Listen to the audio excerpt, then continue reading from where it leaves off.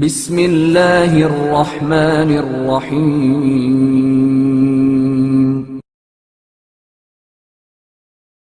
نماز عصر میں تاخیر کا نتیجہ۔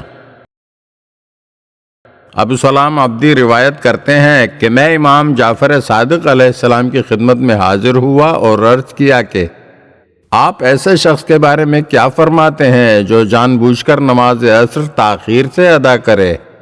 تو آپ علیہ السلام نے فرمایا، یہ شخص قیامت کے دن بے کس و تنہا اور تہی دست محشور ہوگا۔ میں نے عرض کیا، اگرچہ یہ جنتی ہی کیوں نہ ہو؟ تو آپ علیہ السلام نے فرمایا، اگرچہ یہ جنتی ہی کیوں نہ ہو؟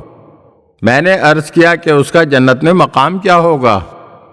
تو امام جعفر صادق علیہ السلام نے فرمایا، یہ شخص جنت میں بالکل تنہا ہوگا، نہ اس کی بیوی ہوگی، نہ کوئی اولاد، اور نہ کوئی مال و دولت اس کے پاس ہوگی۔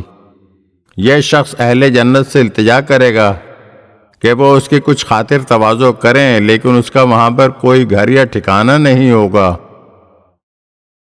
اگر آپ ہمارے چینل کی نئی ویڈیوز دیکھنا چاہتے ہیں تو ہمارے چینل کو سبسکرائب کریں اور گھنٹی کے بٹن کو دبائیے تاکہ ہر آنے والی ویڈیو آپ کو جلد موصول ہو سکے۔ اور ہاں، لائک اور شیئر ضرور کیجیے اور اپنے قیمتی کمنٹ سے ہمیں آگاہ کیجیے۔